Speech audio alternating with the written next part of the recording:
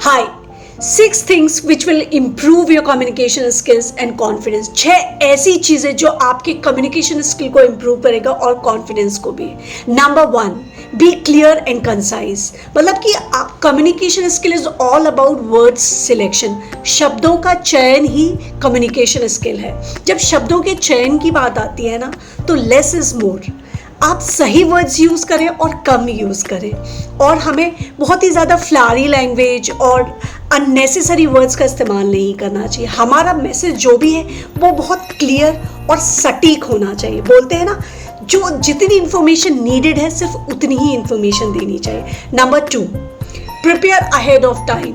अच्छी प्रैक्टिस को कुछ बीट नहीं कर सकता। अगर आपको कोई भी प्रेजेंटेशन देना है या पब्लिक प्लेटफॉर्म पे कुछ बोलना है, तो आप वेल प्रिपेयर्ड होना चाहिए। वेल प्रिपेयर्ड होने की वजह से आपको कॉन्फिडेंस तो आएगा ही, लेकिन उसके साथ साथ आप एक कनेक्ट फील करेंगे क्योंकि आप ऑलरेडी प्रिपेयर्ड हैं अपनी स्पीच के लिए।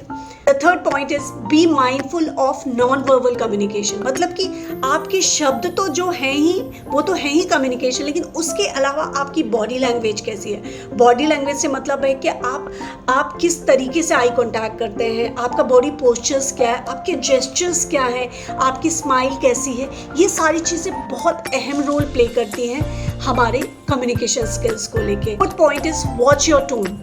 आपके शब्दों का सिलेक्शन कैसा है, आप कितने अच्छे सेंटेंसेस बोल रहे हैं, लेकिन उतना ही इम्पॉर्टेंट ये होता है कि आपका टोन कैसा है। आप बहुत अच्छे शब्दों का इस्तेमाल कर रहे हैं, बहुत अच्छा बोल रहे हैं, लेकिन अगर आपका टोन सही नहीं है ना, तो उस मैसेज, उस कम्युनिकेशन का मतलब एंटायरली अलग हो सकता है। सामने वाला उसका मतलब कंप्लीटली अलग ले सकता है। तो आपको अपने कम्युनिकेशन में शब्दों के साथ साथ अपने टोन का भी बहुत ध्यान रखना होता है। The fifth point is practice active listening.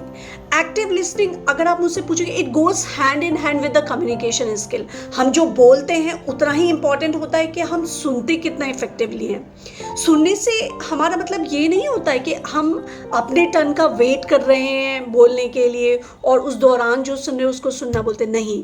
या फिर अगर आपकी अंडरस्टैंडिंग ये है कि हम सुन इसलिए रहे हैं क्योंकि हमें रिप्लाई करना है, ये एक्टिव लिसनिंग नहीं है। एक्टिव लिसनिंग ये होता है कि आप सुने इसलिए कि आप समझें, ना कि इसलिए कि आपको उस बात का रिप्लाई देना है, उस पर सवाल पूछना है। Sixth point is build your emotional intelligence. Emotional intelligence का मतलब ये नहीं सिर्फ हमें अपने इमोशंस पे कंट्रोल होना चाहिए, हमें खुद की सिचुएशन को समझना चाहिए। नहीं, आप खुद के इमोशंस को समझें और कंट्रोल करें, उसके साथ ही साथ आप दूसरों के इमोशंस को भी समझ पाएँ। उसको बोलते हैं इमोशनल इंटेलिजेंस।